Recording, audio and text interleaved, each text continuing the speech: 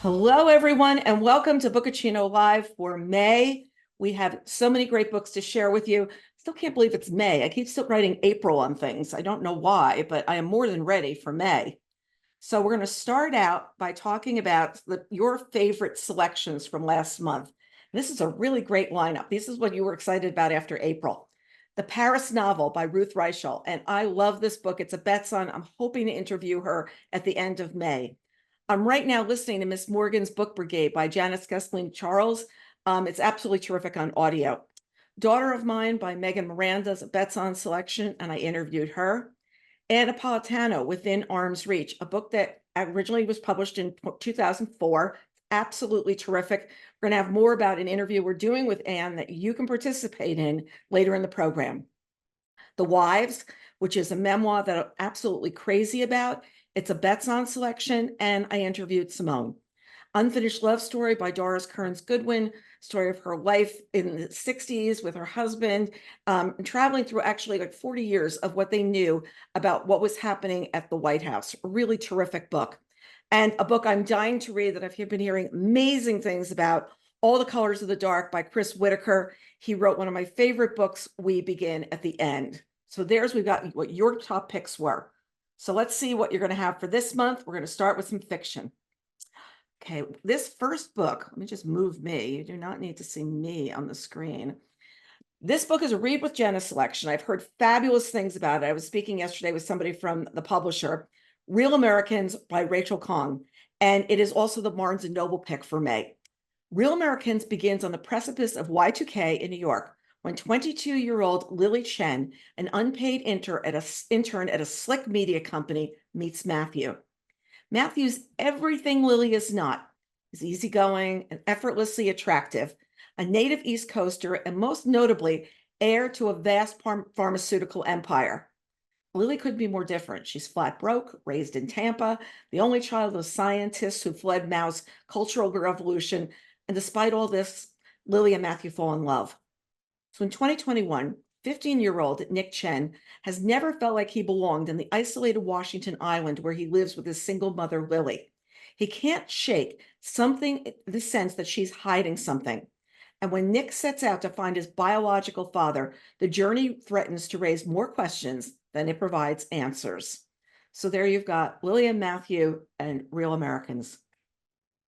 Next, we've got The Ministry of Time, and there has been so much conversation about this book coming up to publication.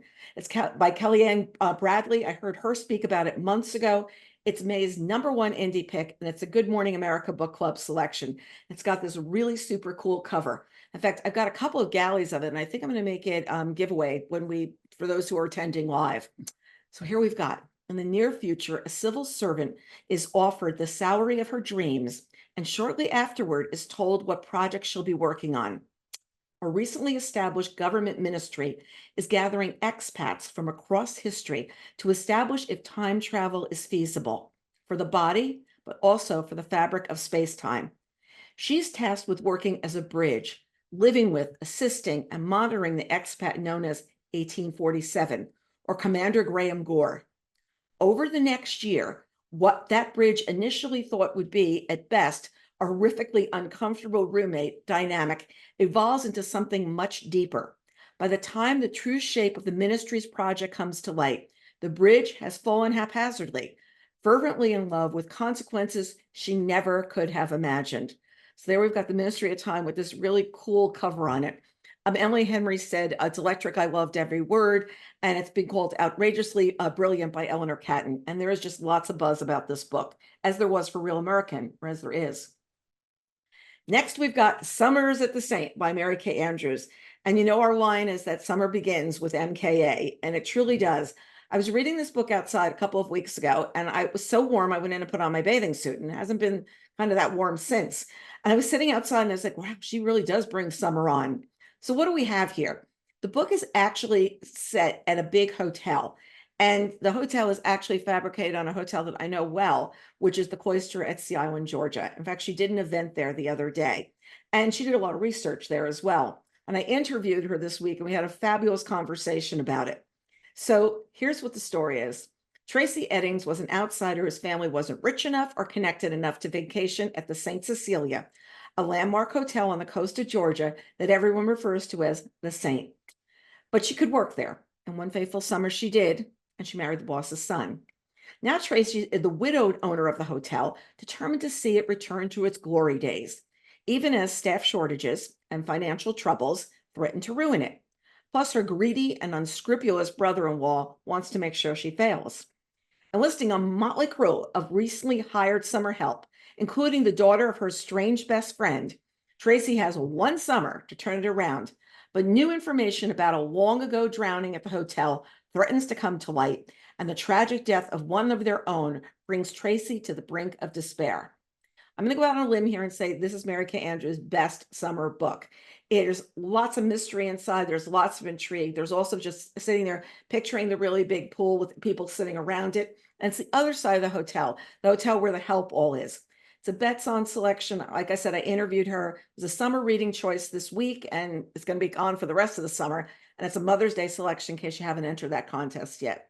So there we've got Summers of the Saint, and I just love that cover, and we talked about that as well. Next, we've got Long After We Are Gone by Tara Shelton Harris. This book is absolutely terrific. I heard her talk about it twice at pre-publication events, and reading it, it is living up to expectations. And one reader who won it in an early contest is saying the exact same thing. I'm looking forward to doing an interview with her probably next week. All four Solomon siblings must return to North Carolina to save the kingdom, their ancestral home and 200 acres of land from a development company that has their sights set on turning a valuable waterfront property into a luxury resort. The siblings must also save themselves from the secrets they've been holding on to. Junior, who is married to his wife for 11 years, is secretly in love with another man. Mance can't control his temper, which has landed him in prison more than once. Cece, a lawyer, has embezzled thousands of dollars from her firm's clients. Toki wonders why she doesn't seem to fit into the family, which has left an aching hole in her heart that she tries to fill in harmful ways. As they come together to fight for the kingdom, each of their facades begins to crumble and collide in unexpected ways. And this is, she's got a really brilliant forward at the beginning of how this land had to stay with somebody in the family on the deed, either that or it could be claimed. It's people, this is land that people had claimed like after the Civil War. And now somebody has to be titled to that property. And the father's last words are save the kingdom. So it's an interesting look at history. And it's also an interesting look at this family. Looking forward to finishing it and interviewing her. Next, we've got Lovers and Liars by Amanda Eyre Ward. This book is coming next week. Once upon a time, the Peacock sisters were little girls who combed each other's tangled hair. But decades of secrets have led to separate lives and to telling lies. Sylvie, the librarian and widow, has caught the attention of Simon Rampling, mysterious wealthy man. She's ready to fall in love again. Or is she? Cleo, a successful criminal defense lawyer with the perfect boyfriend, is immediately suspicious of Simon. She heads to Mumberton Castle telling herself she will expose Simon and save her sister from more heartbreak. But who's she really trying to save? Emma's living a lie. She can't afford this fancy trip, and she definitely can't tell her husband and sons why. When their toxic mother shows up, the sisters assume the roles they fell into to survive their childhood, but they might just find the courage to make new choices. Her last book was The Jet Setters. I completely enjoyed that, and I'm looking forward to seeing what Lovers and Liars is all about. Next, we've got Lies and Weddings from Kevin Kwan. Oh, and we know Kevin Kwan from Crazy Rich Asians. So here we've got Rufus Wong Gresham is a future Earl of Greshambury and the son of a former Hong Kong supermodel. He's got a problem. The legendary Gresham Trust has been depleted by decades of prolific spending, resulting in a gargantuan mountain of debt. The only solution is for Rufus to attend his sister's wedding at a luxury eco resort and seduce a woman with money. You just see the movie, can't you, folks? You just see this happening. Should he marry Céline de Courcy, the French heiress with honey blonde tresses and a royal bloodline? Or should he pursue Martha Dung, the tattooed venture capital genius who passed out billions like lollipops? Or should he follow his heart, betray his family, squander his legacy, and finally confess his love to the humble daughter of a doctor? When a volcanic eruption burns through the nuptials and a hot mic exposes a secret tryst, the Gresham family plans and their reputation go up in flames. Should be a blast to read, literally. Next, we've got Malibu Summer, because after all, guys, it is summer reading by Libby Gill. It's coming on May 21st. Ivy Bauer is a young, bright soil scientist and inventor of a game-changing organic irrigation system. She's on top of the world when suddenly her husband is killed in a biking accident. Needing space to grieve, she takes a summer job as a gardener in Malibu. Conrad Reed is a wealthy Hollywood has-been who, after the death of his wife, feels overwhelmed by the care of his anxious stepson, Hudson, massive cliffside estate, and deteriorating career. He hopes Ivy will take on at least one thing off his plate, but the bossy, opinionated Ivy isn't making things any easier for him. Sparks fly, not of the good kind. But it's when Ivy finds the key to Hudson's heart that Conrad's own heart begins to melt as well. And then the sparks that fly are the ones that kindle the best kind of love affair. And I'm going to add and make a good book, a lot of fun summer reading. So there you go. Next, we've got The Second Coming by Garth Risk Halberg. Many of you may remember him as the best-selling author of City on Fire, which was also adapted for film. When 13-year-old Jolie Aspern drops her phone onto the subway tracks in 2011, her strange dad, Ethan, seems like the furthest thing from her mind. Convicted felon and recovering addict, Ethan has long struggled to see beyond himself. But then a call from New York makes him fear his daughter is in deep trouble, deeper trouble than anyone realizes, and believing he's the only one who can save her, he decides to return home. So begins the journey that will, in time, push Jolie and Ethan, child and adult, apart and together, different yet the same, out past their depths. So there's The Second Coming.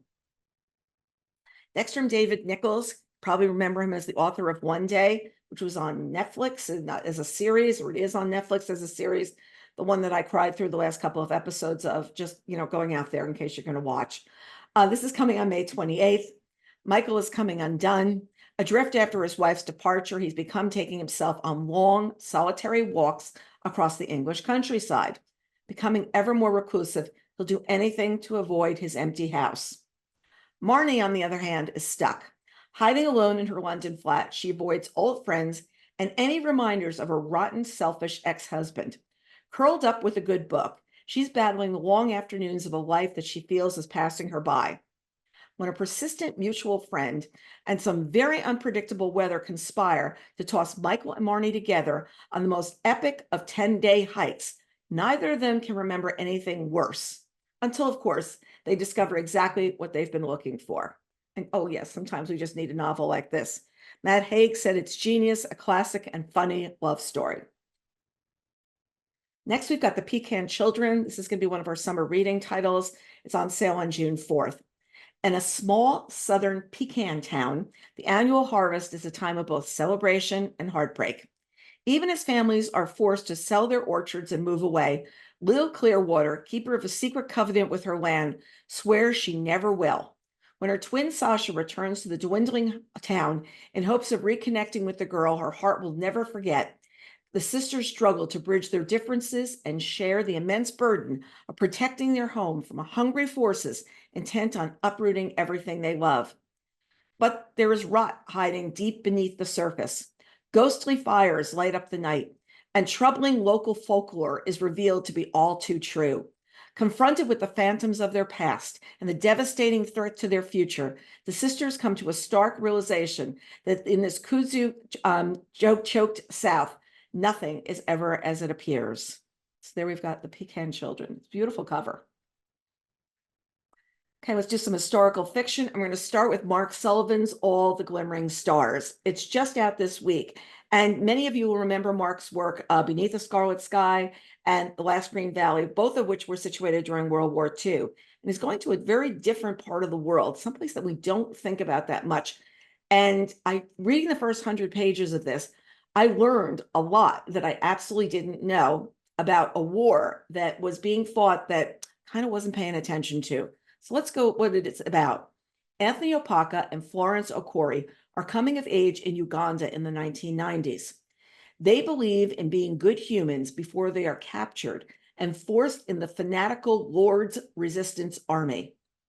In a legion of young recruits, no one gets closer than Anthony to powerful messianic warlord Joseph Kony and his darkest secrets. To stay sane as he spirals through chaos, Anthony clings to his childhood dreams about being a good human. Florence's upbringing grounds her too, helping her keep her dreams alive even as she's pulled deeper into the insanity of Kony's war. And in the first 100 pages, where these children are being plucked from the villages and put on these forced marches and what's happening to them, I was completely riveted to something that I confess to not knowing that much about.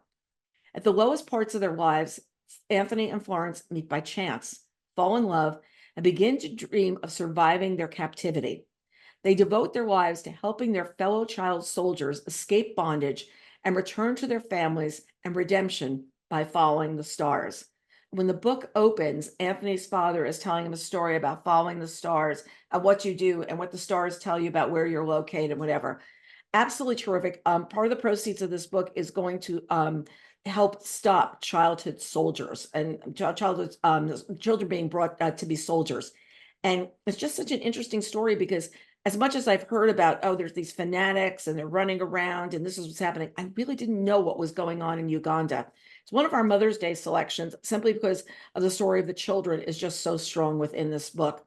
On Mark's website, Mark Sullivan Books, he has some pictures of Anthony and Florence, and there's actually an afterword by Anthony in the book as well. So if you want to learn about this part of the world or just read a really, really beautiful story, highly recommend this one. Next, we've got the Hazelborn Ladies Motorcycle and Flying Club.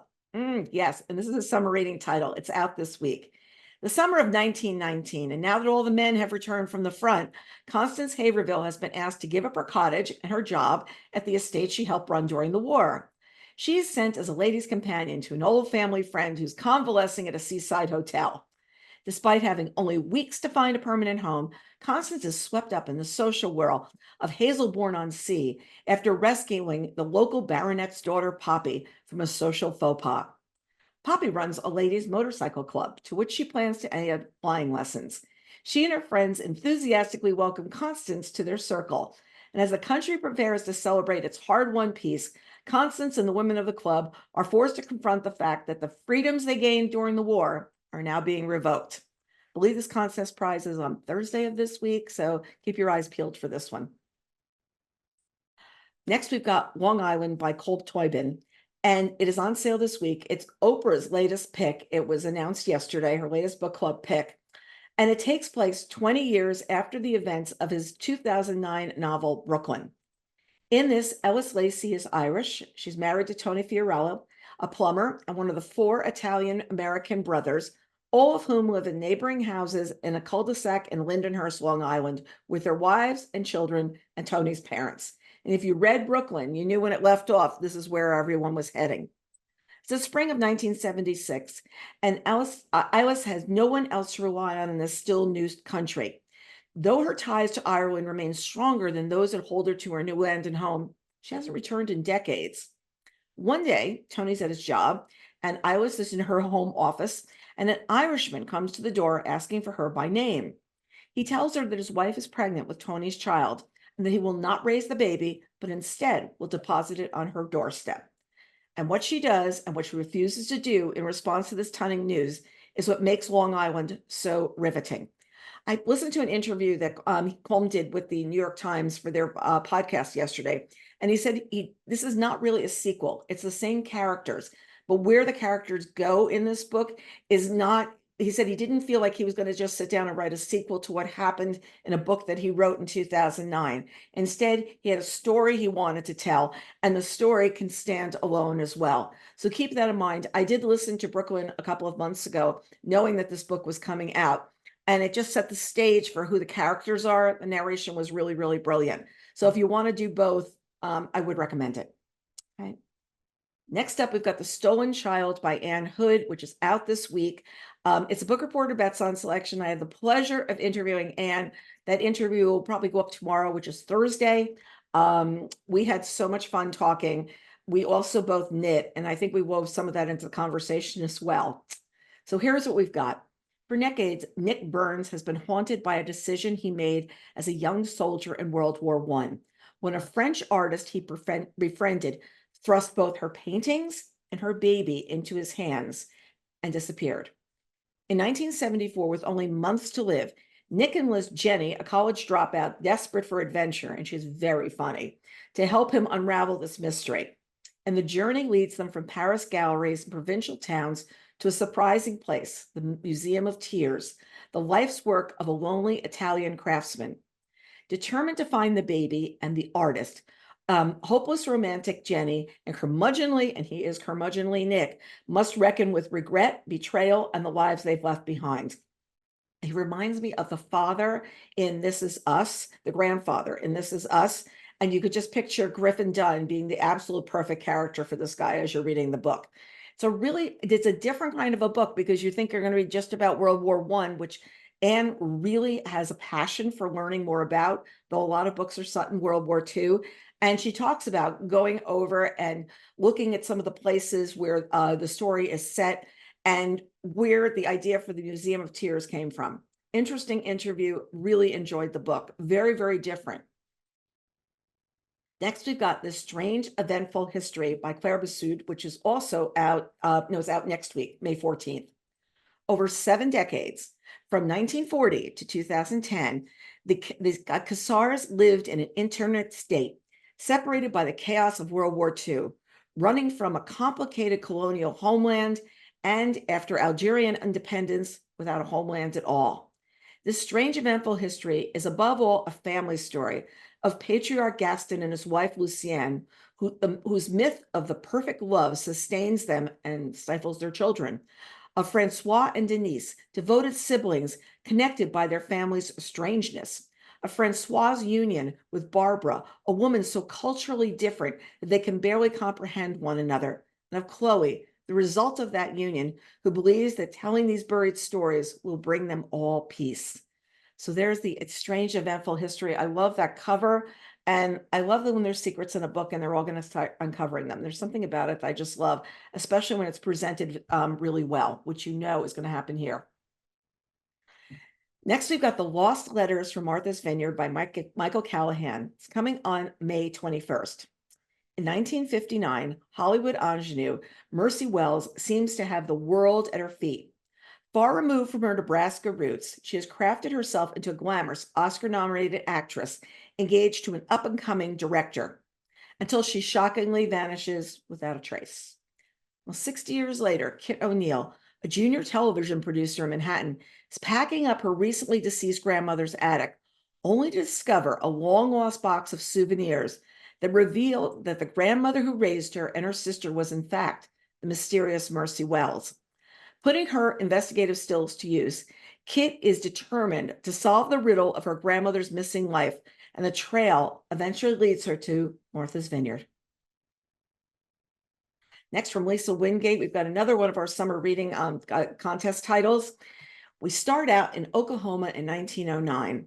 11-year-old Olive Augusta Radley knows that her stepfather doesn't have good intentions toward the 2 Choctaw girls boarded in their home as wards.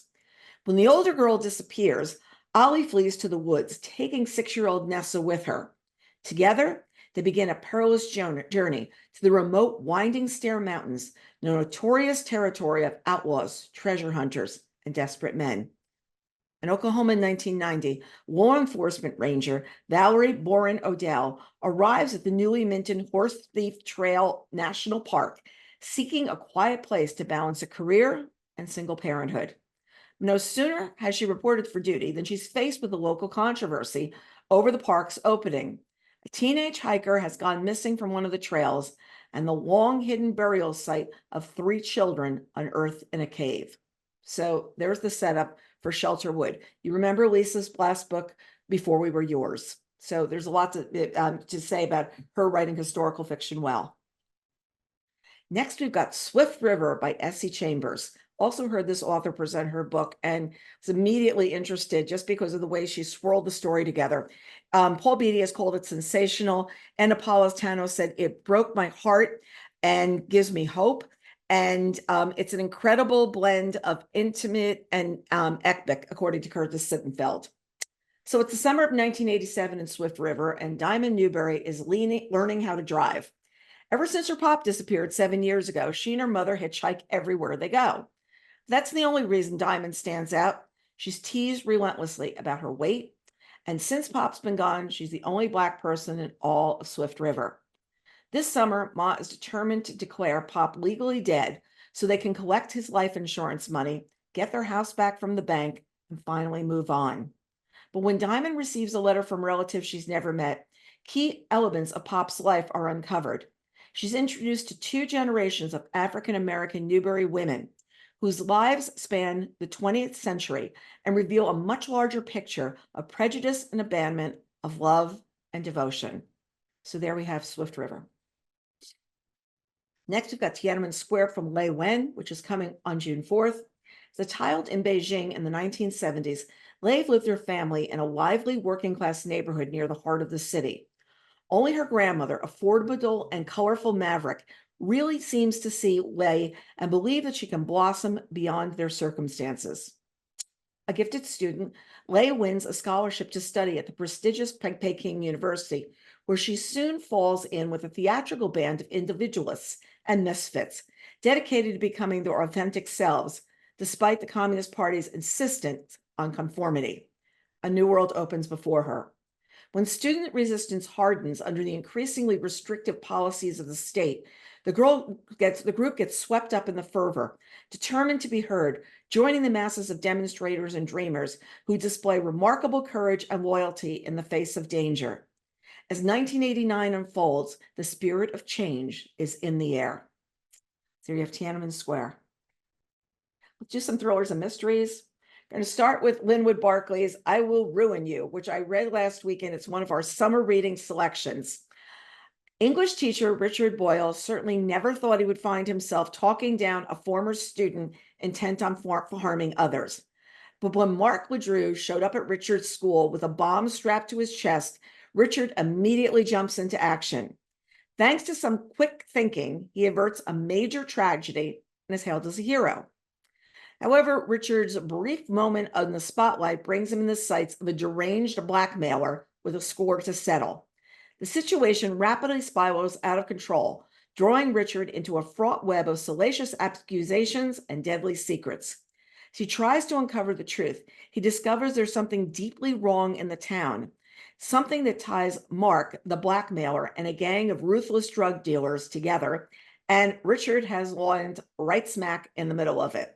And it's one of these books where it could be anybody. It could be you that was the one that was hailed as the hero.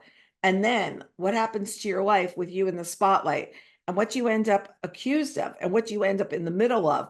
So he's taken what Linwood does so well, this normal suburban town, and made it into a guy on the run, a wife following behind him, and a story that like completely pulls itself together. So yes, he is truly one of the best at crafting a thriller like this. Next, we've got The Last Time She Saw Him by Kate White. It's coming on May 14th. As Kiki Reed heads out to a party at a friend's house in the Connecticut countryside, she's more than a little nervous. Her ex-fiance, Jamie, will be attending, and she hasn't seen him since she broke his heart a few months earlier. But when they come face to face, their exchange is brief and pleasant, which is a huge relief to her. Then, as the party's winding down, a noise pierces the night. The last few guests run outside to find Jamie inside his car, dead from a gunshot wound. Shocked and grieving, Kiki learns that the police believe that Jamie took his own life, but she knows he was moving on from the breakup and just doesn't believe it. Determined to find the truth, she searches for any evidence that will get the police to take her seriously. But as she peels away the layers, she uncovers something far more sinister than she'd imagined, and it may be her life on the line next. So there we've got The Last Time She Saw Him. Next, from Harlan Coben, we've got Think Twice, coming on May 14th. Usually publishes in March. I think this is a new time of year for him.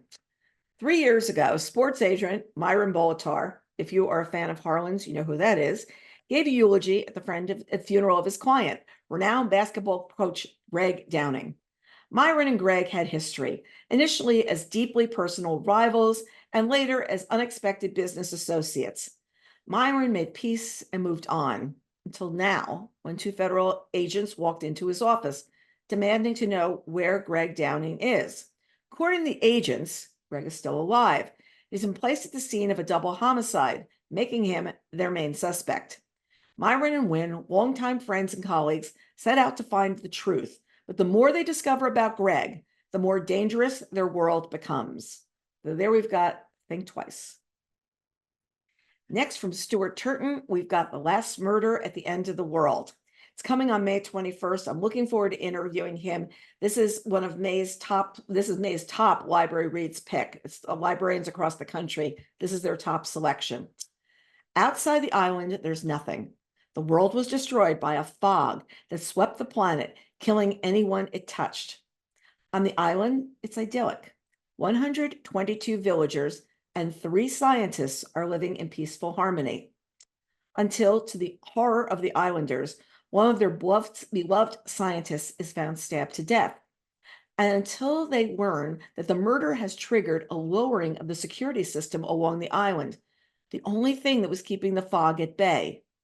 If the murder isn't solved within 107 hours, the fog will smother the island and everyone on it. But the security system has also wiped everyone's memories of exactly what happened the night before, which means that someone on the island is a murderer and they don't even know it.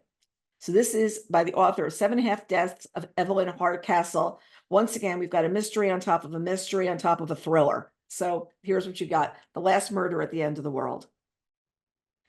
Next, from Ruth Ware, the author of The Woman in Cabin 10 and The It Girl, we've got One Perfect Couple coming on May 21st. Lila's postdoctoral research has fizzled out. She's pretty sure they won't extend her contract, and things with her boyfriend Nico, an aspiring actor, aren't going great. When the opportunity arises for Nico to join the cast of a new reality TV show, One Perfect Couple, she decides to try out with him. In the whirlwind audition process later, Lila finds herself whisked off to a tropical paradise with Nico, where they will compete against 4 other couples to win a cash prize. Not long after they arrive on a deserted island, things start to go wrong. Like you knew that was going to happen. And what, they're going to go to the island and everything's going to be okay? Never. After the first challenge leaves everyone rattled and angry, an overnight storm takes matters from bad to worse. As tension runs high and fresh water runs low, Lila finds that this game show is all too real and the stakes are a life or death. So let's see what One Perfect Couple brings us. Next, Stephen King, we've got a collection of stories called You Like It Darker, coming on May 21st. Do you like it darker? Fine, so do I, writes Stephen King in the afterword to his new collection of 12 stories, many never before published, that delve into the darker part of life, both metaphorical and literal. For a half-century, King has been the master of the form, and these stories about fate, mortality, luck, and the folds in reality where anything can happen are as rich and riveting as his novels, both weighty in theme and a huge pleasure to read. King writes, to feel the exhilaration of leaving ordinary day-to-day life behind, and in You Like It Darker, readers will feel that exhilaration again and again. So here you go, folks. If you like it darker, we've got the book for you. Next, from John Grisham, we've got Camino Ghosts coming on May 28th. In this new thriller from John, popular bookseller Bruce Cable tells Mercer Mann an irresistible tale that might be her next novel.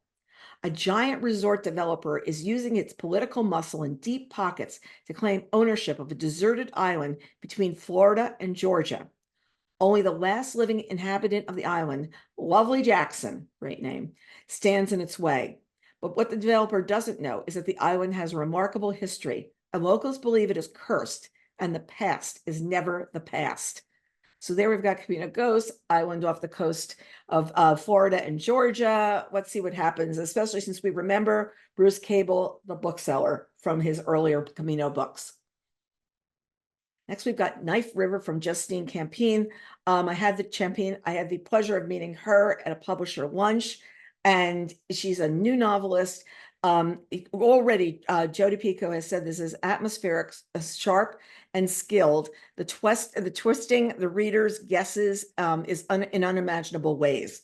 So this is a book that you can see right from the front of it with the coloring and whatever, what's going on in that window. When Jess was 13, her mother went for a walk and never returned. Jess and her older sister Liz never found out what happened.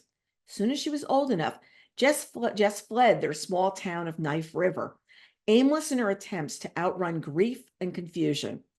But 15 years after their mother's disappearance, she gets the call she's been bracing for. Her mother's remains have been found. She returns to find Knife River and her sister frozen in time. She plans to only stay to get some answers, but their mother's bones, exposed to the elements for so long, just leave them with more questions. As Jess gets caught up in the case and falls back into an entanglement with her high school girlfriend, her understanding of the past of Liz, of their mother, and of herself becomes more complicated, and the list of theories becomes more ominous. So there we have Knife River. Next, from Greg Iles, we've got Southern Man. And many of you will remember his Natchez Burning trilogy. Very interesting. He's got a piece that is on his website where he talks about, he actually has multiple myeloma. He was diagnosed years ago, and it was sort of in remission or simmering quietly. And he wanted to finish this book before he went into full treatment for it. So it's a really interesting story about how this has been in the background of his whole life, and he's now sharing it, but how getting this book finished was something that was so important to him. So this book takes place 15 years after the events of Natchez Burning trilogy. Penn Cage carries a mortal secret that separates him from the world. But his exile comes to an end when a brawl at a Mississippi rap festival triggers a bloody mass shooting that nearly takes the life of his daughter, Antebellum. Of his daughter, period. Thanks, sorry. Antebellum plantation homes continue to burn, and the deadly attacks are claimed by a Black radical group as historic acts of justice. Panic sweeps through the tourist communities, driving them towards a race war. Certain words I should really just have on a sheet and pronounce them every day. That's one of them. But what might have been only a regional sideshow of the 2024 election explodes into national providence thanks to the stunning ascent of Robert E. Lee White, a Southern war hero who seizes the public's imagination as a third-party candidate. Triumph over the National Party machines, Bobby evolves a plan of unimaginable daring. So there we've got Southern Man from Greg Iles. Next, we've got Eruption from Michael Crichton and James Patterson, which is coming on June 3rd. You know, Michael Crichton is the creator of Jurassic Park, ER, Twister, Westworld. He had this passion project he was pursuing for years ahead of his untimely passing in 2008. Knowing how special it was, Sherry Crichton held back all his notes, that was his wife, and the partial manuscript until she found the right author to complete it, and she found it in James Patterson. A history-making eruption is about to destroy the big island of Hawaii, and I've done some reading over the last couple of days. Crichton spent a lot of time living on Hawaii, but a secret held for decades by the U.S. military is far more terrifying than any volcano. And it's interesting because the story of this is now out for movie interest as well. And there's a great piece that I'll probably try and put in the newsletter this week where Sherry talks about how important this was to find the right person to write this book and why this mattered to her so much. So I'm going to remember to do that. Next, from Jacqueline Winspear, we've got The Comfort of Ghosts. And this is completing her Maisie Dobbs series. The one was award-winning, sold around the world. So we're going to be in London in 1945. 4 adolescent orphans with a dark wartime history are squatting in a vacant Belgravia mansion, the owners having fled London under heavy Luftwaffe bombing. Psychologist and investigator Maisie Dobbs visits the mansion on behalf of the owners and discovers that a demobilized soldier, gravely ill and reeling from his experiences overseas, has taken shelter with the group. Maisie's quest to bring comfort to the youngsters and to the yelling soldier bring to light a decades-old mystery concerning Maisie's first husband, James Compton, who's killed while piloting an experimental fighter aircraft. As Maisie unravels the threads of her dead husband's life, she's forced to examine her own painful past and question beliefs that she's always accepted as true. So there you go, Jacqueline Winspear. Let's got some memoirs, biographies, and other nonfiction. We're going to start with A.J. Jacobs, whose life, I'm going to tell you, has got the patience of Job. I've got to tell you. His book is The Year of Living Constitutionally, one man's humble quest to follow the Constitution's original meaning. Okay? A.J. tries to get inside the minds of the founding fathers by, as closely as possible, to find the original meaning of the Constitution. He asserts his right to free speech by writing his opinions on parchment with a quill and handing them out to strangers in Times Square. You can just picture this. He consents to quartering a soldier, as is his Third Amendment right. He turns his home, this has got to be the best, into a traditional 1790s household by lighting candles instead of using electricity, boiling mutton, and because women were not allowed to sign contracts, feebly attempting to take over his wife's day job, which requires a lot of contract negotiations. Very funny moment. The book blends unforgettable adventures with dozens of interviews from constitutional experts from both sides. I keep telling AJ his wife definitely has got a little throne in heaven for her, because this is not the first book where he has said he did a year of living biblically. I'm not even remembering all the other ones. This woman has absolutely lived the life of enjoying life with AJ. Great guy. Next, we've got You Never Know by Tom Selleck with Ellis Hennigan, and it's out this week. He did an event last night at the 92nd Street Y. I saw some people very happy to be in the audience.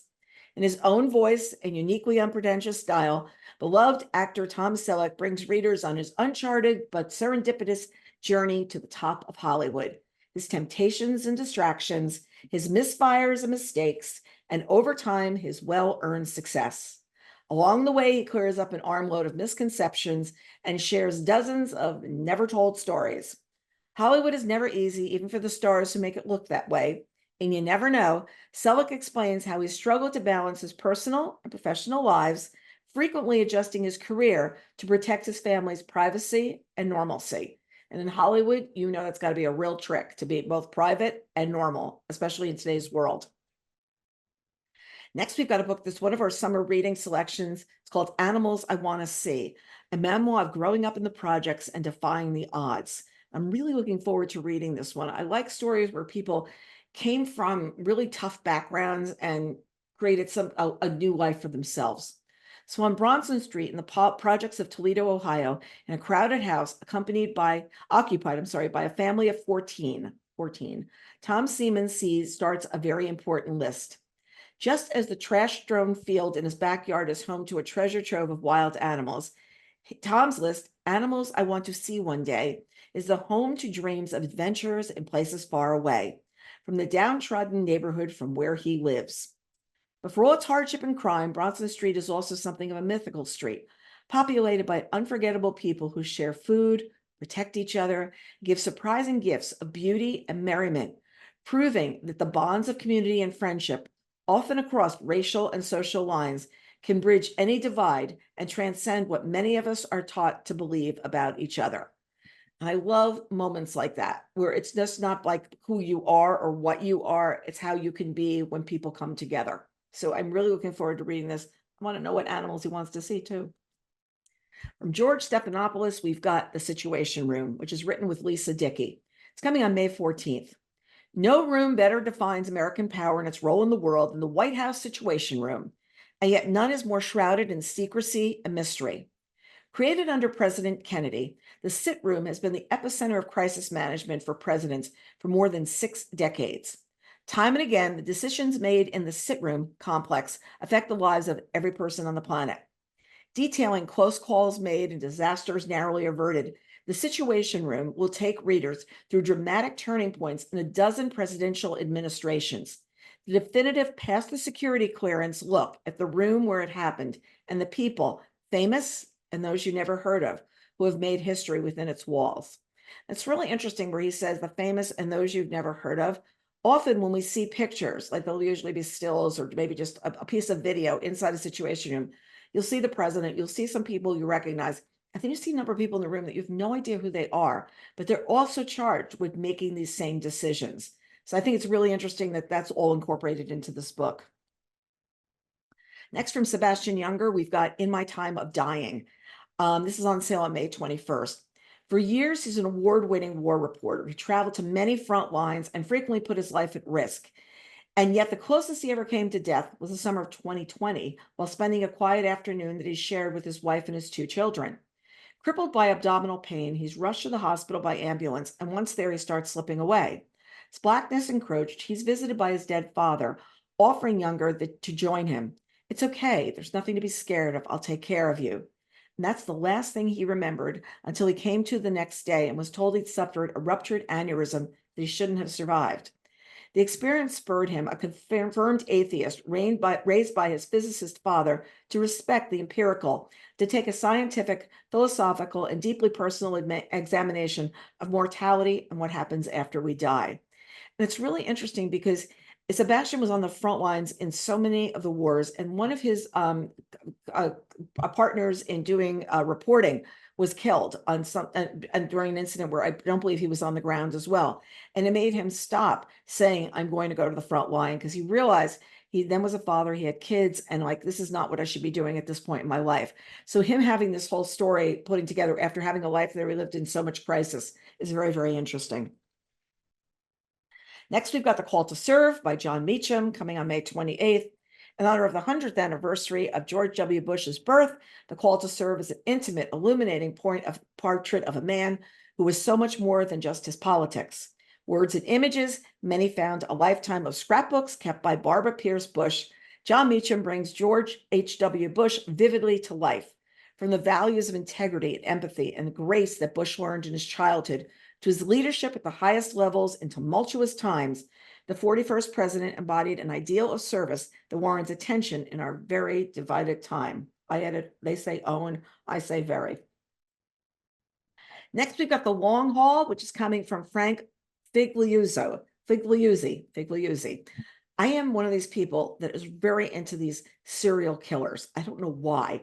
Years ago, we were away, and I was reading a book about a serial killer. I was drying my hair at the same time. I was reading the book, and my husband came in. I literally whacked him with the dryer because that's how much I got involved in the book. So in 2004, the FBI was tipped off to a gruesome pattern of unsolved murders along America's roadways. Today, at least 850 homicides have been linked to a solitary breed of predator, long-haul truck drivers.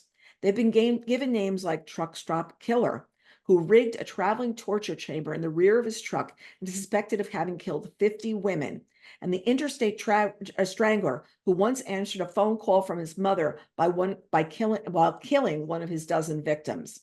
The crisis was such that the FBI opened a special unit, the Highway Serial Killings Initiative, and the transit nation of the offenders in multiple jurisdictions involved making these cases very hard to solve. And based on his own on-the-ground research and his 25 years as FBI special agent, Frank investigated the most terrifying of these cases. What's really interesting is a lot of times women are kidnapped along these interstate highways where you have them and you're gone. And an hour later, when somebody's looking for them, you're that much further away. And a lot of it, I was watching one story on TV, and they were talking about a lot of young Indian women will leave their reservations, will go into town, and then never be seen again. So really interesting to see the story and what's happening. If not, if you don't want to read it, you at least know this is what's happening in the news. Next, we've got When the Women Ran Fifth Avenue by Julie Satow. This is actually part of this presentation for one of my friends who I've known for 42 years, who I bet may be watching today. This is The Glamour and Power and Dawn of American Fashion by Julie Satow. And I think this is just such an interesting story when we think about fashion today, which all feels like it's fast fashion, it's bought online. So let's go back to the 1930s when Hortense Oldham of Bonwit Teller came to her husband's department store as a housewife, tasked with attracting more shoppers like herself, and she wound up running the company. Dorothy Shaver of Ward & Taylor championed American designers during World War II, before which U.S. fashions were almost exclusively Parisian copies, becoming the first businesswoman to earn $1 million salary. In 1960s, Geraldine Stutz of Henry Bendel reinvented the look of the modern department store. With a preternatural sense for trends, she inspired a devoted following of ultra-chic shoppers, as well as decades of copycats. In The Women Ran Fifth Avenue, journalist Julie Satow draws back the curtain on these three visionaries who took great risks, forging new paths for the women who followed in their footsteps. And it's funny, I spent 17 years at Condé Nast. I always think about what I'm going to wear as much as I think about what I'm going to say. And I look around sometimes when I go out, when I go food shopping, sometimes I look, everybody rolled out of bed. It looks like people are just not paying attention to clothes at all. It's like, when are the moments we actually dress up? I mean, even the Met Ball the other night was like some costume party, but it's like, where do we actually go and really look like we're professional or pulled together or looking fabulous? And this is a look back at those days. And I would say watch this, and then also watch The New Look, which is running on Apple, I believe, right now, which is a terrible name, but is about fashion coming out of World War II. So really, really terrific series. Here's some July titles to look forward to. And oh boy, do we have some good ones. We're going to start with Boss Lady by Ali Frank and Asha Humans. You know how much I love these two if you've been following me for a while. They're coming on July 2nd. A promising inventor and budding entrepreneur, Antonia Tony Arroyo, fights to keep her passions alive as a financially strapped mother of twins with a job in airport transportation services that has her going in circles. One treasured frequent passenger is an elderly traveler, Sylvia Eisenberg, Tony's sage but unofficial advisor and cheerleader. When Tony meets Sylvia's grandson, Ash, a striking venture capitalist, luck just might bend her way.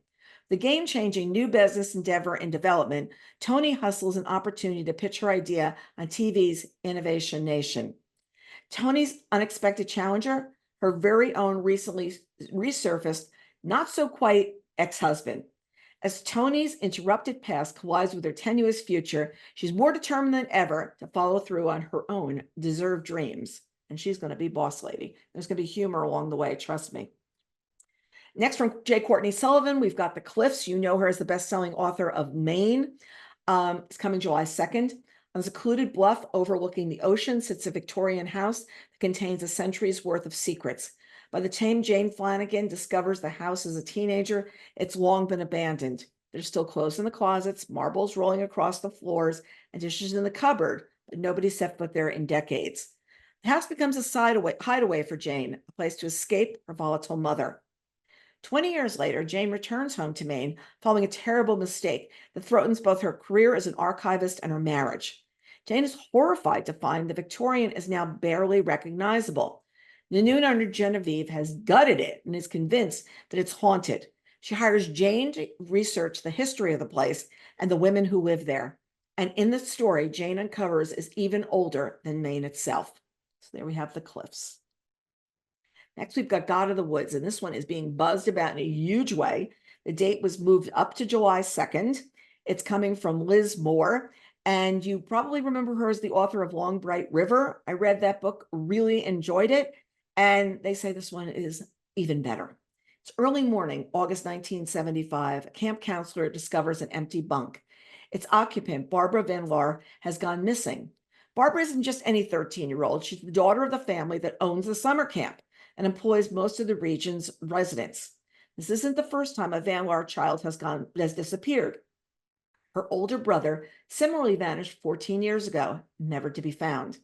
The panic search begins, a thrilling drama unfolds, chasing down the layered secrets of the Van Laar family and the blue-collar community working in its shadow. Liz Moore's multi-thread story involves readers into a rich and gripping dynasty of secrets and second chances. So there you've got The God of the Woods, paint dripping down the front. This is one of my favorite books of the year so far. It is The Lion Women of Tehran. It is coming from Marjan Kamali. It's already a Bets-On selection. It's coming on July 2nd. 1950s Tehran, 7-year-old Ellie lives in the grand comfort until the untimely death of her father, forcing Ellie and her mother to move into a tiny house downtown. Luckily, on the first day of school there, she meets Homa, a kind, passionate girl with a brave and irrepressible spirit. Together, they play games, they learn to cook in the stone kitchen of Homa's warm home, they wander through the colorful stalls of the Grand Bazaar, and they share their ambitions becoming lion women. But their happiness is disrupted when Ellie and her mother are afforded the opportunity to return to their bourgeois life. And now a popular student at the best girls' high school in Iran, Ellie's memories of home will begin to fade. And years later, her sudden reappearance in Ellie's privileged world alters the course of both of their lives. You may remember Marjan's last book, The Stationery Shop, which so many people loved. This one is just even better than that book. And I suggest you read that one if you haven't read it. But this is really, really, really terrific. It's coming July 2nd. Next, we've got Meet Me at the Starlight by Rachel Hawke, which is coming on July 2nd also and is one of our summer reading selections. It's 1987. Supermodel Harlow Hayes seeks solace in a quaint Florida beach town to heal from a heartbreak that shattered her entire world. To her surprise, she encounters Matt Knight, a Hollywood A-lister with a bad boy reputation, who's returned to his hometown to help his plucky grandmother, Tuesday, save her century-old skating rink. Starlight holds a special place in the hearts of the community, once acting as a refuge for Depression-area families and bringing the town together with gatherings and celebrations. Yet, when the Starlight is threatened with demolition, Tuesday becomes to wonder if an era has come to an end. And Matt and Harlow strategize to save the rink, and they find themselves on a journey of surprises, self-discovery, a kind of healing. Yep, it leads to love. So there's Meet Me at the Starlight. Next, we've got the Brier Club, which is coming from Kate Quinn. You know her as the best-selling author of The Rose Club, as well as many other books. It's Washington, D.C. in 1950. Everyone keeps to themselves at the Briarwood House, a down-at-the-heels, all-female boarding house in the heart of the nation's capital, where secrets hide behind white picket fences. When the lovely, mysterious widow Grace March moves into the attic room, she draws her oddball collection of neighbors into unlikely friendships. Grace's weekly attic room dinner parties and window-brewed sun tea become a healing balm on all their lives. But she hides a terrible secret of her own. When a shocking act of violence tears the house apart, the Brier Club women must decide once and for all who is the true enemy in their midst. So there you've got a story set in Washington in 1950. Next, from Daniel Silva, we've got A Death in Cornwall.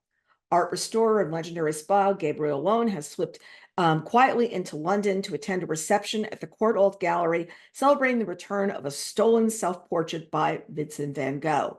But when an old friend from the Devon and Cornwall police seeks his help with a baffling murder investigation, he finds himself pursuing a powerful and dangerous new adversary. The victim is Charlotte Brake, a celebrated professor of art history from Oxford, who spends her weekends in the same seaside village where Gabriel once lived under an assumed identity. Her murder appears to be the work of a diabolical serial killer who's been terrorizing the Cornish countryside. But there are a number of telltale inconsistencies, including a missing mobile phone. And then there's a mysterious three-letter cipher she left behind on a notebook in her study. So there you've got A Death in Cornwall. Next, from Kimberly McCreight, we've got Like Mother, Like Daughter, and this is one of our Mother's Day selections. Though it's coming on July 9th, you can win a galley, read ahead. When Cleo, a student at NYU, arrives late for dinner at her childhood home in Brooklyn, she finds food burning in the oven and no sign of her mother, Kat. And then she discovers her mother's bloody shoe under the sofa. Something terrible has happened, but what? Turns out that Kat has been lying. She's not just a lawyer, she's her firm's fixer. In the days leading up to her disappearance, Kat has become aware of a number of multiple threats, demands for money from her unfaithful soon-to-be ex-husband, evidence that Cleo has slipped back into a relationship that's far riskier than she understands, and menacing anonymous messages from her past, all of which she's kept from Cleo. So there you've got Like Mother, Like Daughter. Let's see what happens. And she is the author of Reconstructing Amelia. Okay, we've got Long Island Compromise from Taffy Burdesser-Ankner. She is the author of Fleischman is in Trouble. If you didn't read the book, perhaps you saw the series on television. In 1980, a wealthy businessman named Carl Fetcher is kidnapped from his driveway, brutalized and held for ransom. Returned to his wife and kids less than a week later, and the family moves on with their lives. I love that. He's kidnapped and they just go on. Now it's 40 years later, and it's clear that perhaps nobody got over everything. Carl has spent the ensuing years secretly seeking closure in the matter of his kidnapping, while his wife, Ruth, has spent her potential protecting her husband's emotional health. Their 3 grown children aren't doing much better. So I guess nobody got over anything. As they hover at the delicate precipice of a different kind of survival, they learn that the family's fortune has dwindled to just about nothing, and they must face desperate questions about how much their wealth has played a part in both their lives' successes and their failures. So there's Long Island Compromise. And when she was at a table where I was at an author event, and she just had us laughing the entire time. So this is going to have that in it as well. Summer Pact is coming from Emily Giffen on July 9th. 4 freshmen alive at college from completely different worlds. Lainey's a California party girl with a flair for drama. Tyson, a brilliant scholar and aspiring lawyer from Washington, D.C. Summer, an ambitious recruited athlete from the Midwest. And Hannah, a mild-mannered Southerner. Soon after they arrive on campus, they strike up a conversation in their shared dorm. College years fly by, they become inseparable.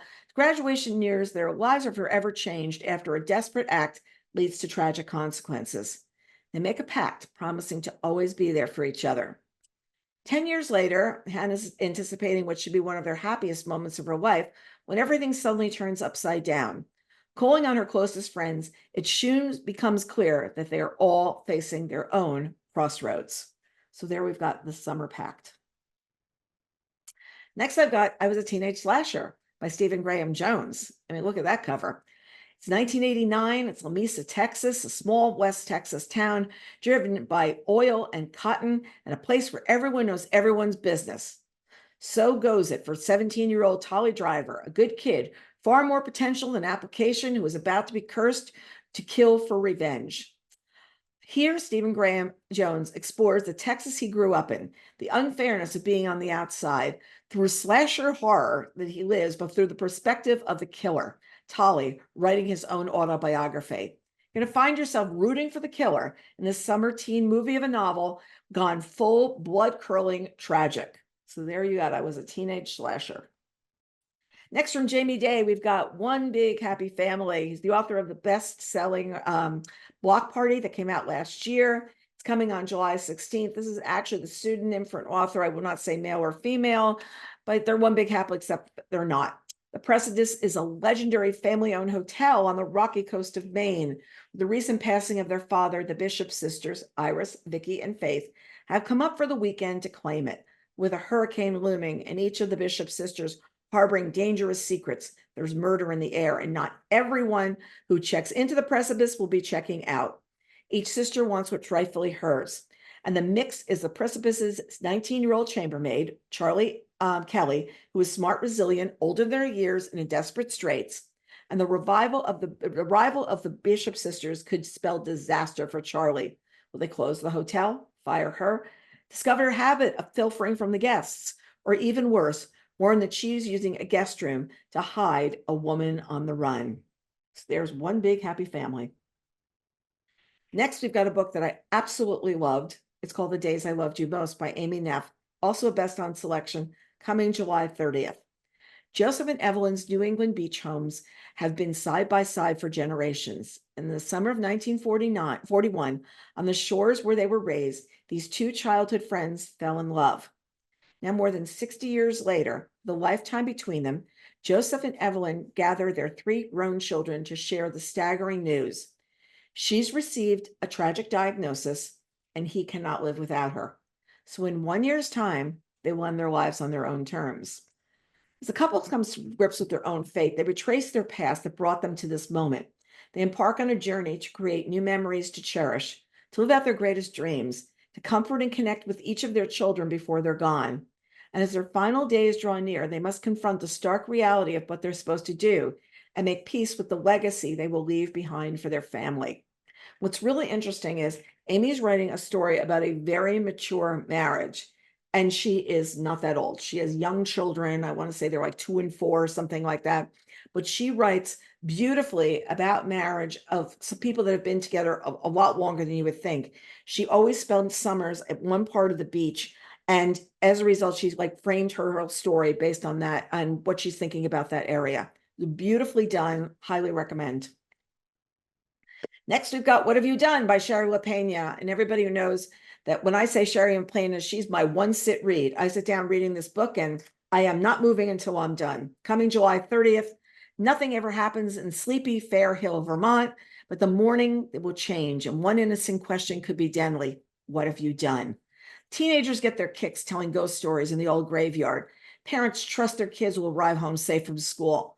But Diana Brewer isn't lying safely in her bed where she belongs. Instead, she lies in a hayfield, circled by vultures, discovered by a local farmer. How quickly a girl becomes a ghost. How quickly a town of friendly, familiar faces becomes a town of suspects, a place of fear and paranoia. Someone in Fair Hill did this, and everyone wants answers. And there you've got What Have You Done by Shari LaPena. Okay, what's coming in May in paperback releases? Beware the Woman by Megan Habit, The Breakaway by Jennifer Weiner, The Guest by Emma Cline, Happiness Falls by Angie Kim, and I interviewed her about this book. Karen White, House of Britannia, interviewed her. Little Monsters by Adrienne Bedore, interviewed her.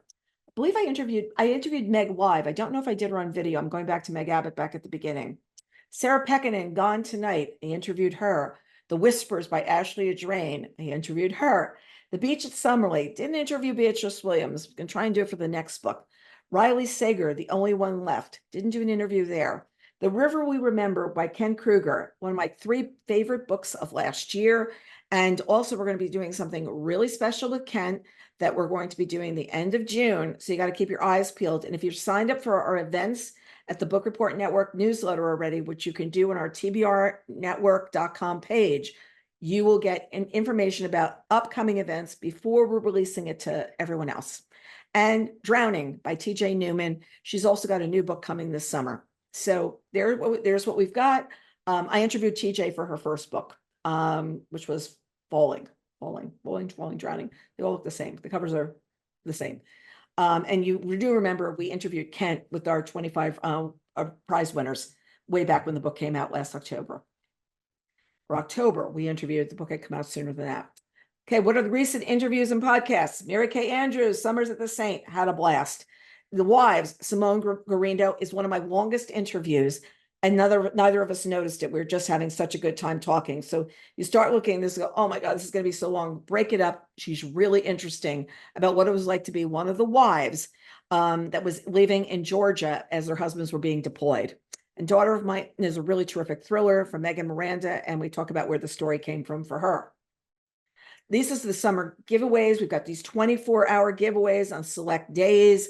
So you've got to keep your eyes peeled. Sign up for the summer reading newsletter. We put it up on social media. It's on the site at noon if we have a contest going on a particular day, and the contest runs for just 24 hours. Got a great selection of books here. I think we're going to be adding a couple of more as well.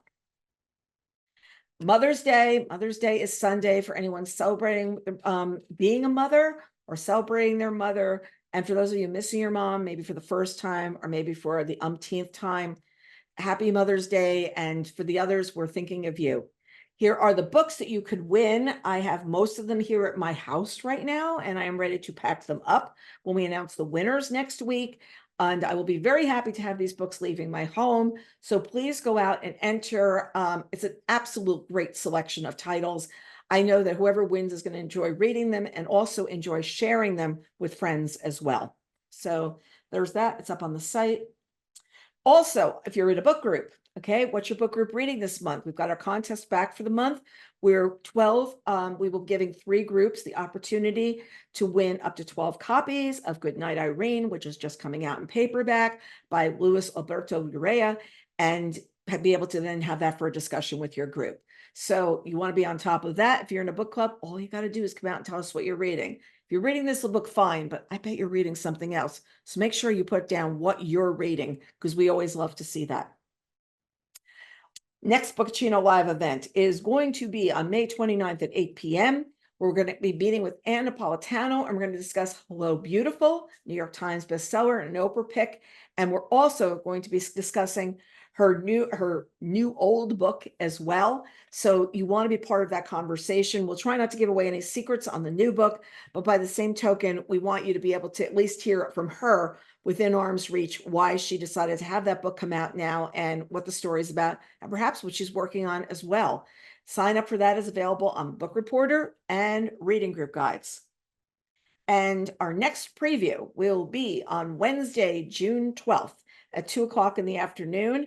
And we're going to do books from June 11th through July 2nd. And we're going to do a peek ahead at August. So for any of you who are looking for more summer reading to be able to look forward to, this will be where we do it. Also, we've got a change in things. I'm going to start sending out emails. Instead of from my address, it's going to come from events@thebookreportnetwork.com.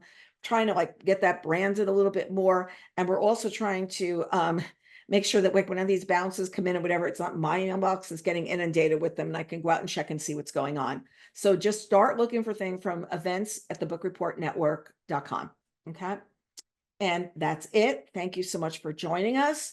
And we look forward to seeing you next time on Bookaccino Live.